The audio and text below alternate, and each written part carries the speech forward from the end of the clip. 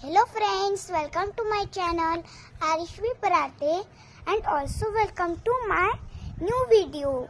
How are you all? I hope all you are well. So in today's video, we will practice English speaking sentences. Are you ready friends? Let's start the video. हे खाली ठेव. Put it down. हे वर उचल. Lift it up. हे आपल्या हातात पकड. Hold it in your hand.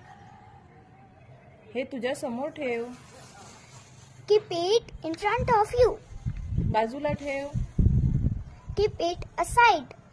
दोरी आपल्याकडे ओढ. Pull the rope towards you. मी हे करणार. I will do this. लोक हसतील.